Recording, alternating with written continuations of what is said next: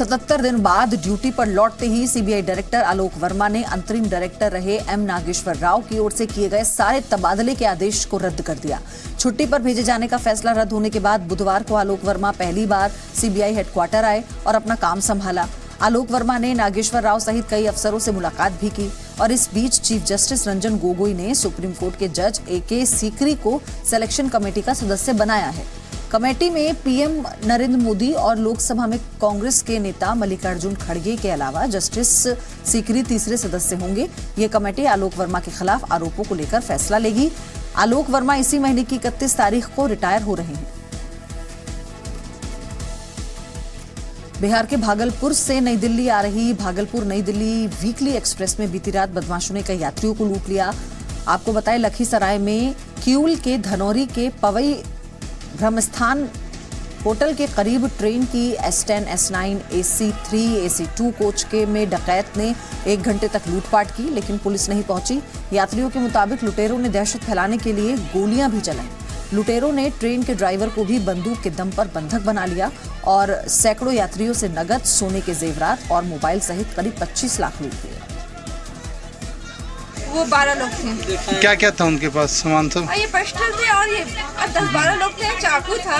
हाँ। ये सब थे पूरे टोटल पूरे बोगी में लूटपाट का बहुत मारपीट। क्या नाम लिए हैं, चैन लिए हैं, कान का छीने हैं, सब कुछ तो छीन लिया। अब क्या बाकी रह गया? 10-12 की संख्या में धनौरी के पास बैकम करके खड़े हैं। मोबाइल और पैसे की शिकायत आ रही है कि लूटपाट किए हैं और किसी तरह की इंजरी की बात नहीं आई है। और बाकी हम लोग अपने स्तर से कार्रवाई कर रहे हैं। हमारे SRP सर भी घटनास्थल पर पहुंचे हैं और हम भी यहाँ पे मिलने लोगों का बयान ले। तो तमाम दावों के बावजूद बिहार में अपराधी बेलगाम होते जा रहे हैं। मुजफ्फरपुर जिले के सुआईपट्टी में एक दवा कारोबारी की एक बदमाश ने गोली मारकर हत्या कर दी। स्थानीय लोगों के मुताबिक चेहरा ढककर आए एक अपराधी ने पहले दवा मांगी और फिर गोलियां चला दी। बाद में दवा कारोबारी बेजू शाह को अस्पताल ले जाया गया, लेकिन इलाज के दौरान उनकी मौत हो गई। पुलिस को वारदात की जगह से 3 खाली कारतूस मिले।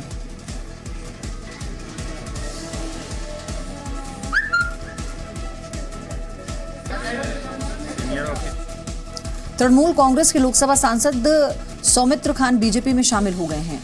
आपको बता दें कि सौमित्र खान को टीएमसी ने पार्टी विरोधी गतिविधियों की वजह से पार्टी से बाहर किया था। इसके बाद उन्होंने बीजेपी का हाथ थाम लिया।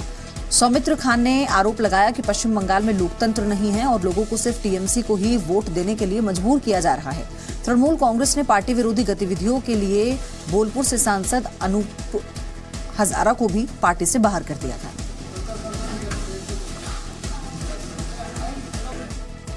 यूपी के संभल में एक सनकी ने 9 साल की बच्ची को सिर्फ इसीलिए गोली मार दी क्योंकि लड़की ने उसकी बंदूक को नकली कहा था। गोली लगने की वजह से बच्ची की हालत गंभीर बनी हुई है। उसे इलाज के लिए मुरादाबाद भेजा गया है। पुलिस ने गोली मारने के आरोपी को गिरफ्तार कर जेल भेज दिया और उसके आर्म्स लाइसेंस को रद्द करने की सिफारिश की।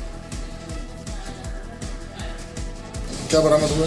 उसके पास एक लाइसेंसी बंदूक बरामद हुई है, एक खोखा कारतूस जिससे उसने बच्चे के ऊपर फायर किया था और 2 और कारतूस मिले हैं खाली जो भरे हुए कारतूस थे। कौन सी धारा मुझे धारा 307 में इस पर जो संगत धारा बनी है, हमला किया था, उस धारा 307 में जेल भेजा जा रहा है और इसके शस्त्र निरस्तीकरण की रिपोर्ट भेजी जा रही है। यूपी के जौनपुर में टीबी अस्पताल परिसर में 3 दिन से धरने पर बैठी महिला स्वास्थ्य कर्मियों पर बुधवार को कुछ बदमाशों ने हमला कर दिया। बदमाशों ने लाठी डंडों से उनकी पिटाई की और घटनास्थल पर रखी प्लास्टिक की कई कुर्सियों को तोड़ दिया। इस हमले में 8 स्वास्थ्यकर्मी घायल हो गए। पीड़ित महिला कर्मचारियों ने आरोप लगाया कि सीएमओ दफ्तर के क्लर्क के इशारे पर कुछ बदमाशों ने घटनास्थल पर हमला किया, जबकि डिप्टी सीएमओ का दावा है कि मारपीट करने वाले स्वास्थ्य विभाग के कर्मचारी नहीं थे। बड़े बाबू अजय सिंह और यहाँ के CDPO आए और हम लोग को धमकी देने लगे। हमको कह रहे हैं कि तुमको नौकरी से निकलवा दूंगा।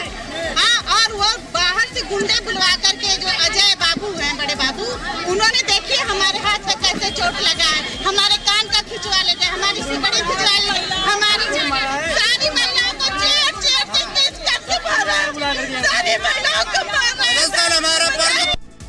10 साल से ज्यादा पुराने डीजल गाड़ियों पर एनजीटी के प्रतिबंध के खिलाफ यूपी के बुलंदशहर में भारतीय किसान यूनियन के कार्यकर्ताओं ने अनोखा प्रदर्शन किया।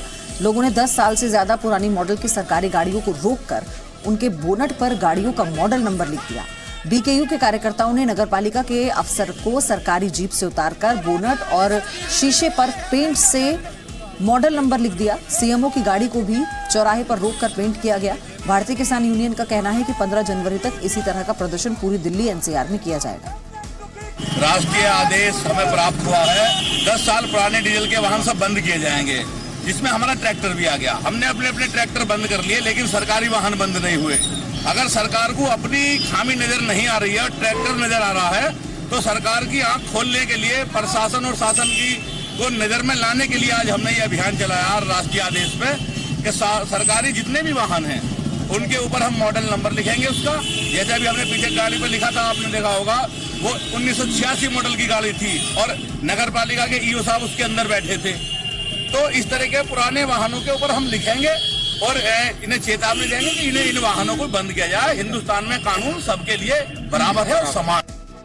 अयोध्या में श्री राम की पौड़ी को बनाने के काम में तेजी चल रही है। सरयू नदी के किनारे बनाए जा रहे श्री राम की पौड़ी में भी हरिद्वार के हर की पौड़ी की तरह जल बहाव होगा और इसके लिए पंप हाउस की क्षमता को बढ़ाकर 6 गुना कर दिया गया, जिसकी लागत करीब 24 करोड़ है। अधिकारियों को उम्मीद है कि जून 2019 तक भव्य श्री राम की पौड़ी तैयार की जाएगी। राम की पेड़ी को लेके वर्तमान सरकार बहुत ही गंभीर है और इसमें जो पानी भराव रहता है, इसको इस तरीके से बनाने के शासन से निर्देश प्राप्त हुए थे कि इसमें पानी में जैसा हर की पेड़ी में बहता है उस तरह का पानी का बहाव आए।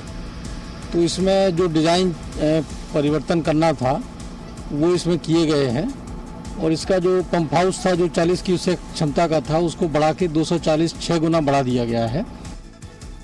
पुणे पुलिस ने वरिष्ठ नागरिकों, महिलाओं और बच्चों की शिकायतों पर फौरन कार्रवाई के लिए भरोसा को लेकर एक सेल का गठन किया है, जिसको नाम दिया गया है भरोसा सेल, जिसका उद्घाटन मुख्यमंत्री देवेंद्र फडणवीस ने किया। और इस सेल में सामाजिक कार्यकर्ता, मनोचिकित्सक, वकील और पुलिस काउंसलर की मदद ली जाएगी।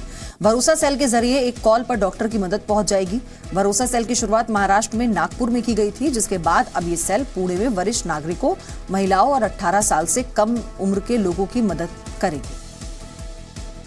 इसमें भरोसा जो है ये केंद्रीकृत कक्ष है, ये सेंट्रलाइज्ड कक्ष है हमारा। यहाँ पे ये पूरी सुविधाएं दी जाएगी। साथ में हमारे 30 पुलिस स्टेशन जो है, ये पुलिस स्टेशन में भी इनके लिए डेडिकेटेड ऑफिसर्स हैं और वो पुलिस स्टेशन में और कुछ केसेस में हम यहाँ पे ऐसी आवश्यक जो सुविधाएं हैं, ये सुविधाएं प्रदान की जाएगी।